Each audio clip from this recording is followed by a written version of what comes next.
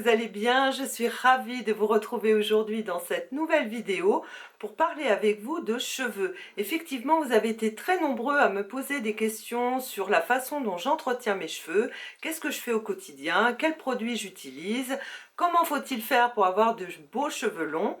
Alors aujourd'hui, c'est la vidéo dédiée donc à ce sujet. On se retrouve tout de suite. Alors à mon sens, la première chose qu'il faut faire pour avoir de beaux cheveux, c'est de les couper régulièrement. Ça, c'est vraiment la base. Coupez vos cheveux régulièrement, voilà, c'est pour empêcher, si vous voulez, les fourches. Si vous avez des fourches à votre cheveu, c'est pour éviter que la fourche remonte et que finalement ça se propage et que votre cheveu soit de moins belle qualité, soit terne, tout filasse au bout. Donc voilà, coupez-les régulièrement, ça va leur redonner force, vigueur, et n'en seront que plus beaux. N'hésitez pas à le faire, même si vous êtes en train de les faire pousser. On va dire, vous les coupez tous les 3 mois régulièrement, comme ça vous aurez quand même 2 mois de pousse et 1 mois de coupe. Hein. Vous coupez à peu près un petit centimètre. Voilà, ça c'est la première chose essentielle. La deuxième chose qu'il faut faire, à mon sens aussi, et avec mon expérience, parce que j'ai eu très longtemps, presque toujours les cheveux longs, c'est de prendre donc une tête d'oreiller. Hein, vous avez une tête d'oreiller en soie, ça c'est pas mal, ou satiné, enfin quelque chose qui soit lisse et qui va en fait permettre à vos cheveux de glisser et de ne pas frotter. Par exemple, le coton, c'est pas très conseillé parce que c'est abrasif en fait, et donc vos cheveux sur cette tête d'oreiller, c'est pas conseillé. Vous faites une tresse ou alors vous les remontez avec un petit chignon au-dessus de la tête, et comme ça vous êtes sûr qu'il n'y aura pas trop de frottement. Si vous n'avez pas de tête d'oreiller en soie ou en satin, vous aurez moins de frottement de vos cheveux sur la tête d'oreiller. Ça paraît pas, mais c'est très important. Évidemment, éviter les colorations chimiques, ça c'est évident. Les colorations chimiques font beaucoup de dégâts sur les cheveux, ça va les rendre poreux, ça va les rendre... Voilà, ils seront beaucoup moins jolis. Allez plutôt vers le végétal. Aujourd'hui, il y a pas mal de coiffeurs végétales qui s'installent. Si vous avez peur de faire vous-même le henné, ou si vous avez des cheveux blancs, moi c'est mon cas. Quand j'étais jeune, je faisais mon henné moi-même. Mais maintenant que j'ai des cheveux blancs, on va dire, il y a tout un processus en fait pour neutraliser le cheveu blanc, et ça je préfère le faire par des professionnels qui utilisent du henné, qui utilisent des poudres et donc qui rendent les cheveux jolis, puisque finalement tout est naturel dans ces poudres. Évidemment, il faut aussi, la première chose, avant de parler de cosmétiques pour les cheveux, la première chose, et c'est essentiel, c'est de bien manger, parce que les cheveux, c'est comme la peau. Et ils ont besoin d'une bonne nourriture de l'intérieur pour pouvoir pousser déjà en bonne santé. Que dès le départ, que le cheveu soit beau, ça vient aussi beaucoup de la nourriture. Alors, qu'est-ce qu'il faut manger quand on veut avoir de beaux cheveux ? Moi je vous conseillerais la levure de bière, régulièrement saupoudrer de la levure de bière. En fait c'est facile, dans une salade vous en saupoudrez sur votre soupe, par exemple quand c'est l'hiver, vous en mettez dans un yaourt. Voilà, vous avez plein d'astuces pour pouvoir saupoudrer la levure de bière, c'est très efficace, c'est très bon pour les cheveux. Sinon, privilégiez tout ce qui est fruits rouges aussi, tout ce qui est framboises, fraises, etc. Donc l'été, faites le plein, congelez vos fruits, pour en avoir pour l'hiver, et non seulement c'est bon, c'est vraiment excellent pour la santé. En fait, faut privilégier beaucoup tout ce qui a beaucoup de fer et de vitamine C. Voilà, ça va vraiment aider pour les cheveux.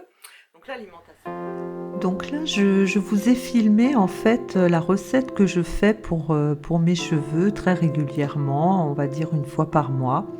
C'est une recette ayurvédique avec des poudres. Donc là, vous voyez, j'utilise un yaourt de soja, mais parce que j'avais rien d'autre. Mais c'est mieux de mettre un petit suisse ou un yaourt normal au lait de vache, parce que c'est plus gras, donc c'est meilleur. Donc vous mettez à peu près donc une cuillère à soupe. En fait, vous prenez une cuillère en bois et un bol en bois. Ça c'est très important quand vous manipulez les poudres, parce que si vous mettez du métal, ça va en fait retirer le pouvoir des poudres. Donc vous prenez donc la cuillère en bois, vous mettez donc une cuillère donc de yaourt ou un petit suisse, ça c'est encore mieux.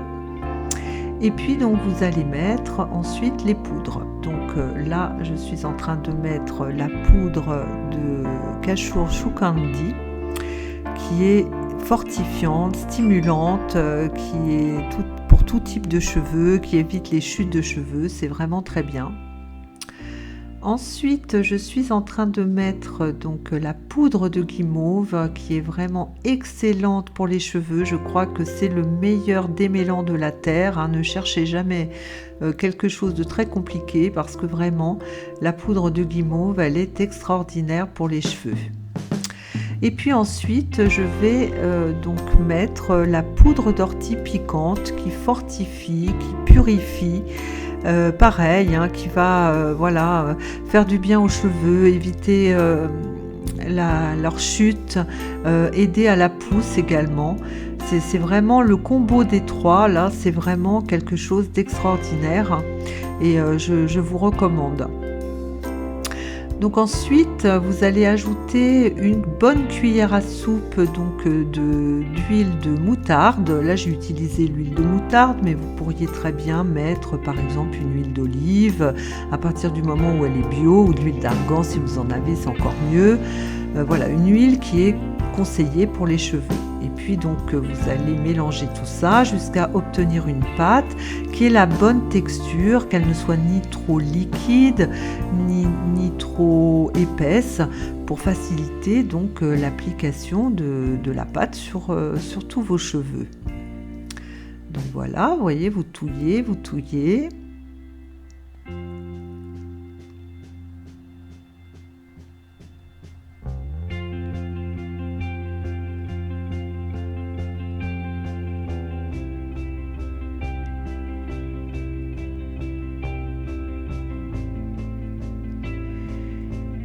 Et puis pour finir, vous allez donc mettre une huile essentielle de baie de Saint-Thomas, parce que là c'est pareil, c'est une huile essentielle qui est vraiment recommandée pour, on va dire, rafraîchir le cuir chevelu, le rendre voilà, plus sain.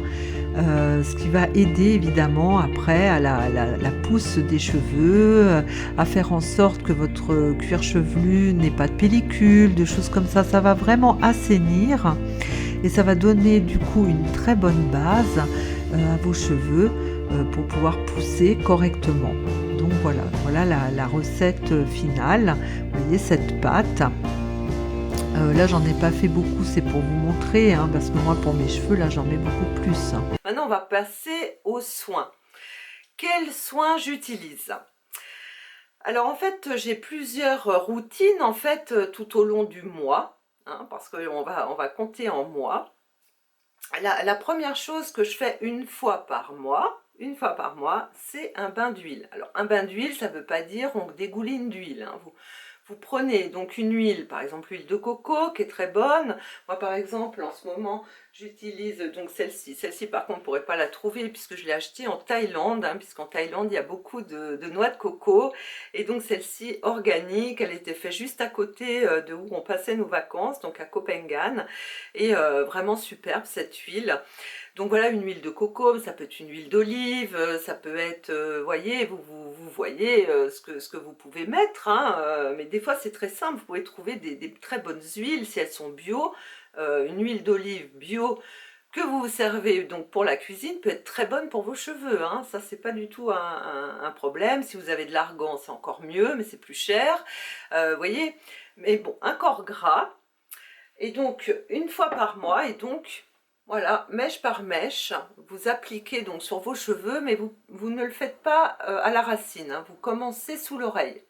Commencez sous l'oreille et puis vous descendez, vous descendez, vous descendez, vous descendez, vous torsadez vos cheveux, vous faites une tresse Et vous allez dormir donc avec ça. Donc c'est pas trop huileux, hein. Si vous mettez une cuillère à soupe, c'est largement suffisant pour ma longueur, hein.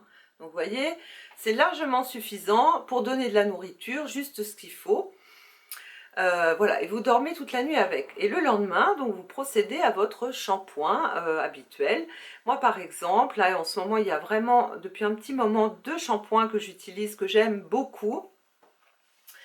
En l'occurrence, donc c'est la crème sucrée des Jardins d'Azilis. C'est vraiment un très très bon shampoing. Moi, je l'aime beaucoup. Et vous avez aussi l'épicé. La crème sucrée et l'épicé. Je prends la crème sucrée parce qu'elle est un petit peu plus nourrissant, hein. Bon, toujours pareil, hein, quand on a les cheveux longs, on essaye quand même. Puis bon, j'ai pas un cheveu gras, donc je peux me permettre de mettre des shampoings un petit peu plus nourrissants.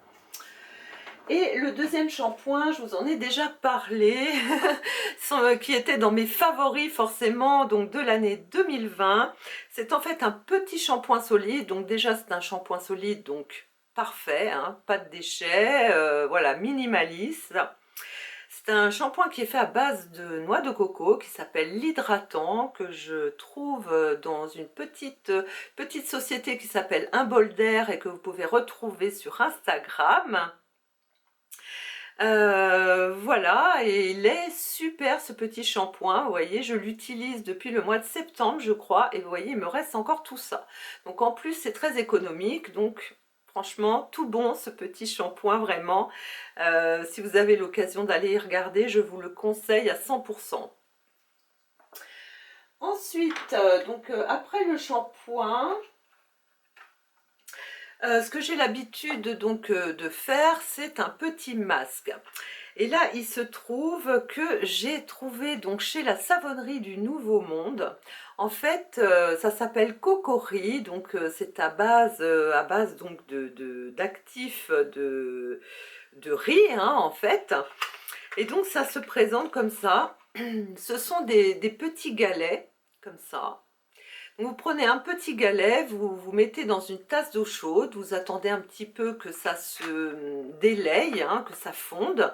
Ça va vous faire un espèce de petit gel. C'est génial, vraiment c'est génial. Et donc vous allez appliquer sur vos cheveux comme un masque, hein. Vous appliquez sur vos cheveux après votre shampoing. Vous laissez poser, on va dire, une dizaine de minutes, 15 minutes si vous avez le temps. Et puis ensuite vous rincerez et vous verrez, vous aurez les cheveux, mais brillant, qui se démêle parfaitement. C'est vraiment un très très bon petit produit. La seule chose, c'est qu'il faut patienter pour l'appliquer. Il faut le temps que ça fonde dans l'eau chaude. Mais sinon, c'est vraiment vraiment vraiment un petit produit que je vous recommande. Voilà. Ensuite, on va dire à partir, donc moi je lave mes cheveux une fois par semaine. Ils n'ont pas besoin d'être lavés plus, ils ne sont pas une tendance grasse.